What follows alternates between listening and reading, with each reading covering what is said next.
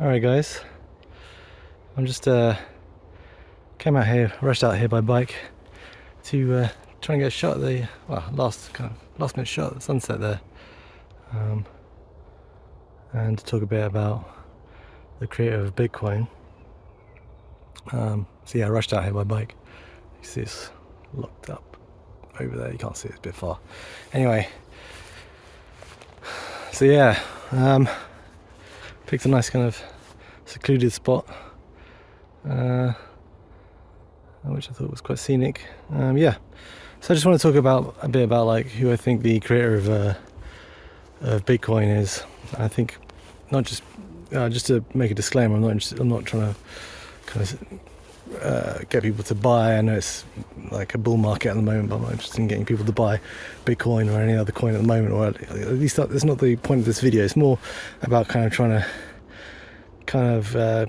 get a sort of crypto basics video out there, because I'm not an expert about crypto. I'm trying to learn a lot about it myself. So, you know, I did a bit of research and decided I'll make a video about it. So, yeah, I think it's a good place to start to try and figure out who's behind the original release of Bitcoin, i.e. this thing. Yeah, and it gives you a good kind of like foundation, at least, to kind of understand the whole cryptocurrency sector, and to better understand the ideas and the philosophy behind it. So yeah, who was the guy who created Bitcoin? Well, I'm going to make the case it was a guy called Hal Finney, which is probably not, you know, a big reveal to anyone who's like majorly into cryptocurrency. It's kind of probably, a lot of people know that already, but you still see a lot of threads online, people trying to say it's someone else when the evidence really isn't compelling. It really is like this guy. It has to be this guy called Hal Finney. The more you look into it, the more obvious that it was him. So there's a bunch of evidence in the early Satoshi emails when you release Bitcoin, and the posts on Bitcoin Talk. But on the Bitcoin Talk forums, I'm gonna just kind of talk more about like the opinions of people who met the guy, at least interacted with the Satoshi guy,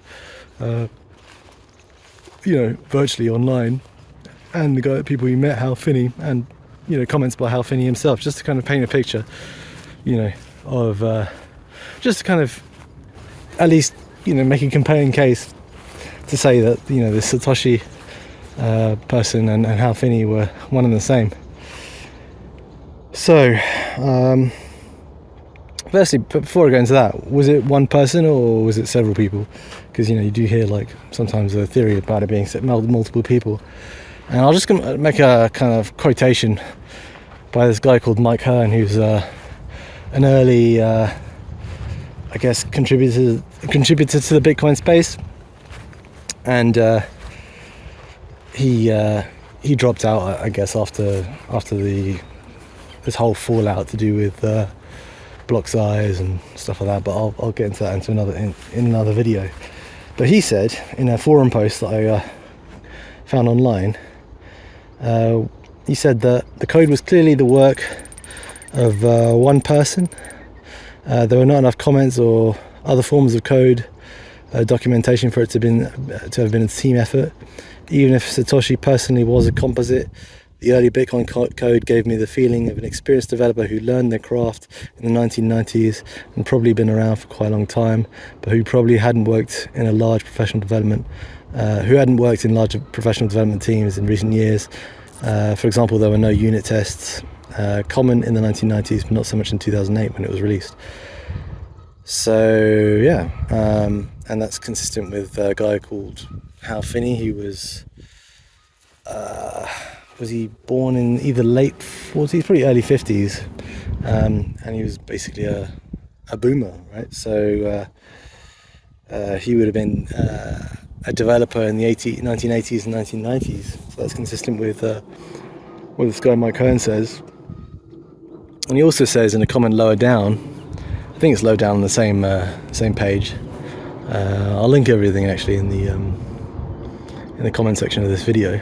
He says, I don't know how Satoshi remained anonymous for so long. I suspect that if his identity is ever released, people will think it was so obvious.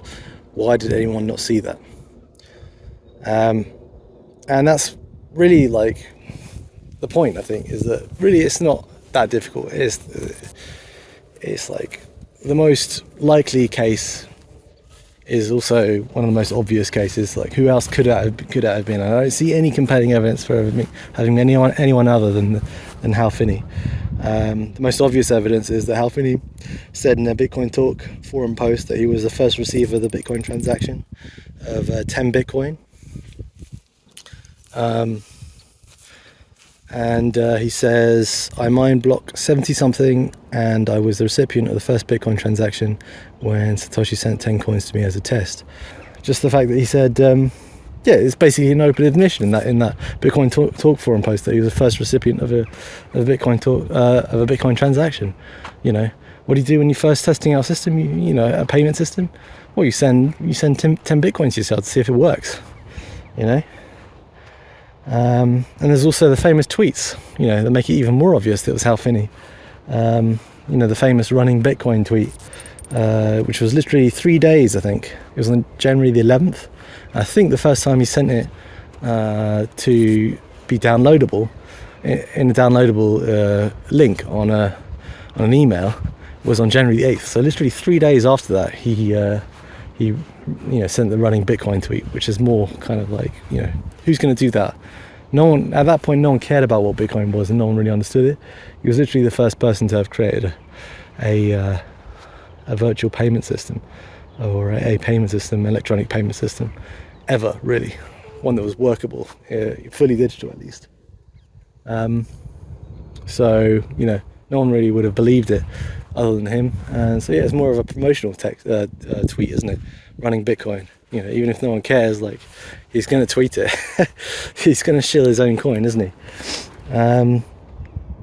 So it's the simplest explanation is the most likely one, isn't it? There's a little bit of circumstantial evidence I can talk about, which is he says on his website, and I think on Wikipedia it says as well, that he worked on PGP 2.0, or he worked in the PGP company, which is a company that specialized in creating kind of privacy software, encryption software, so you can send encrypted messages and emails, right? And so PGP was about encrypting your messages with private and public keys, which is basically a precursor to Bitcoin. It's basically the same thing, really. Bitcoin is a distributed kind of spreadsheet, right, with everyone's counting on that shared spreadsheet, and you send messages to each other. You can only send once, right? I send you 1 Bitcoin. That's basically a message that I can only send once, and that's that. It's the same, really, same idea. He also created a system called reusable proof of work, RPOW, which was again an early version of Bitcoin. I don't think anyone else did that. So those are 2 bits of compelling circumstantial evidence. There's also the fact that he died in 2014, August 2014. The comments I read earlier from Mike Hearn, the early contributor, were in 2017. So already he was talking about him really in the past tense in 2017. But Hal Finney died of motor neurons disease in 2014, which would explain the kind of disappearance of Satoshi. He apparently wrote his last message on the Bitcoin Talk forum, I think in late 2010, saying he was going on to other things. There's all sorts of conspiracy theories about what was going on at that time, but I think at that point, Hal Finney would have known that he had a terminal disease. So, maybe he wanted to work on other things, before his time was up. I don't know, but it's consistent with the fact that the guy Satoshi hasn't, said a word since that time, basically, and that it's been 13 years, over 13 years since the last message. So again, like if he was still alive, he would have been a person of interest, and it would have been impossible to stay anonymous, I think. Also, apparently, Hal Finney had himself cryogenically frozen, apparently, just as he died, which is sort of thing that you'd expect someone like Satoshi Nakamoto to do. A sort of forward-looking futurist type person would do that, in the hope that in the future there would medicine and all that would have improved to such an extent that they could resuscitate him. So it's the sort of thing you'd expect someone like Satoshi Nakamoto to do. And then there's also like other people who knew Hal Finney that talk about him, and what they say is consistent with someone who would have created the original Bitcoin. His wife describes him in a clip. Actually, I'll show you the clips. As a little rebel who did what he wanted and got away with it, and also described him as a futurist. So he was like a known figure in the what was called the cypherpunk movement, and they were all kind of futurist types. A lot of the early work the kind of cypherpunks did, they were very interested in technologies which would limit the kind of scope of government and the reach of government. And so, when you're dating him early on, did he express those thoughts? Oh, yes. Oh, yes. Was he a passionate rebel? Oh, yes. He definitely was. We had a lot of discussions about that. He taught me a lot. I came in from a very traditional, liberal, democratic background. My mom was a Holocaust survivor, and my father came from a not wealthy family, East Coast, and actually my dad had a lot of depression, so he was out of a job a lot of the time, and so that's why I was on scholarship at Caltech. Okay. And so we did a lot of moving around. It was a very different background, and Hal's family, very different. His family was very conventional, and he was a little rebel. Hal was very big on a person's right to privacy. He also was a very trusting person, and he was a libertarian, and he felt that that people would choose to do the right thing given the opportunity. He had just a lot of faith in humanity. He was a futurist. He believed that the future was going to be beautiful, that things would just go that way, that people given a choice would make good choices. And this harm no other person thing, he didn't believe religion was necessary, that people shouldn't, that it wasn't necessary to have punishment or reward in order to make an ethical and good choice. He trusted people. There's also clips of Finney himself, actually, which I have, where he talks about his attitude, I think, towards his children, and how he had a kind of very hands-off attitude towards them, let them kind of discover their own path. And that's consistent with someone who would have created Bitcoin, because Bitcoin is a very kind of, at least the original idea, was a very kind of liberal, deeply kind of liberal idea, right? It's sort of the whole kind of decentralized philosophy, right, which was to make it difficult to regulate by government, right? So it's deeply kind of liberal. It's allowing people to kind of to do stuff that they normally wouldn't be able to do. So that's clearly, like, you hear about all these kind of what you'd call Bitcoin enthusiasts or early adopters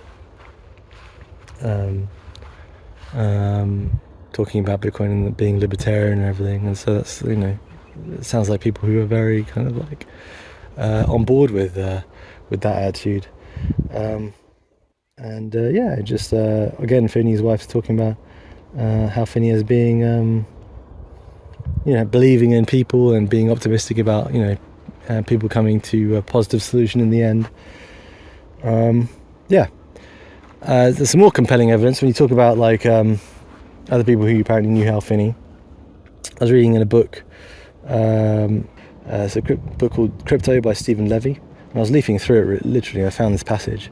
And it says, those familiar with the RSA 129 crack appreciated the significance of the address of the fictional character that Hal Finney had created in his coded message. Mr. Cosmic Kumquat of SSL Trusters Inc. lived at 1234 Squeamish Osterbridge Road.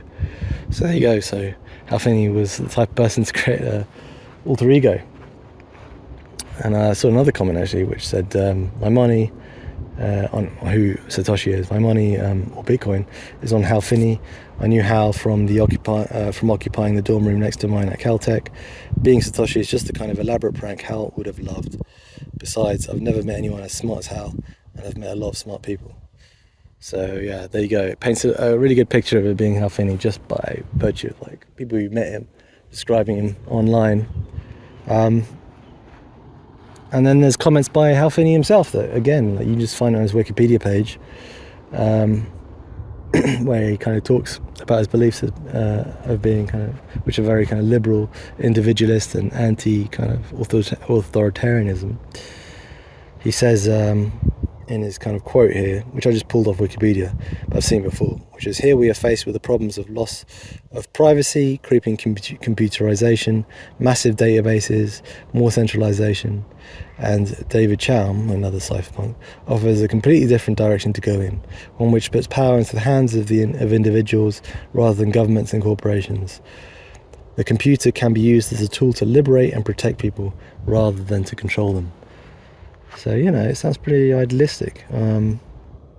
Yeah, and that's it. That's my case, really. Just this kind of,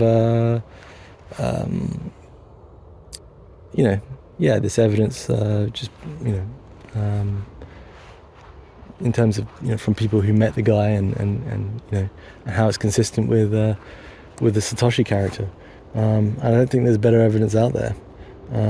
You know, you can go into deeper kind of evidence in terms of like his programming languages and all this kind of stuff, but I'm not a programmer, so I'm not going to talk about that.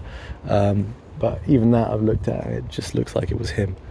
And I think he was happy being seen as like an important figure in Bitcoin, but, you know, didn't, for whatever reason, admit it publicly. And if he valued privacy, you know, and was very liberal and pro-individualism, you know, liberal in the real sense, then it makes sense that he would do that, right? Especially if he valued privacy. He doesn't really want to be, you know, a public figure, and that's what I like about the whole idea of Bitcoin. And when I say Bitcoin, I mean Bitcoin as it was intended, rather than like, you know, Bitcoin as it is now. You know, it's a homebrew kind of entrepreneurial kind of idea, right? Or software or tool, let's put it that way. And you know, because it's especially entrepreneurial because this guy, Hal Finney, or Satoshi Nakamoto, looks like he did it all himself. You know, he literally sat down in front of his computer, I think it was over the space of 2 years apparently, and created this brand new system, you know, payment system that really kind of, you know, had the potential to render the entire financial system as it is now redundant. So yeah, so that's basically my spiel on Bitcoin, the invention rather than the cryptocurrency or any other cryptocurrency. You know, I think it's good to have a kind of good idea about who the creator of Bitcoin could have been, because then everything else kind of in that scene makes sense, right? And it also gives due credit to the guy who probably did it. So yeah, that's basically my video. I think the sun's gone now. And that's all I've got to say about that. So yeah, if you like the video, please like, comment and subscribe, and I'm going to try and make some more in the future. Yeah, thanks for watching. Cheers. About that time, I got started on what would turn to be the next phase of my career, which is a rather technical field called cryptography, which deals with basically scrambling data. And the main commercial application is to protect sensitive data on the internet from being stolen. So it's actually a very mathematical field, and quite interesting, even as a theoretical, from the theoretical perspective, independent of its practical applications. But it's a field that really fascinates me for that reason. As I was describing earlier, the thing I always love is when there's a intellectual challenge that when you master it gives you practical abilities. And cryptography is an ideal field for that because the intellectual challenge is very great, but the practical applications are very useful and, in my opinion, quite amazing and counterintuitive.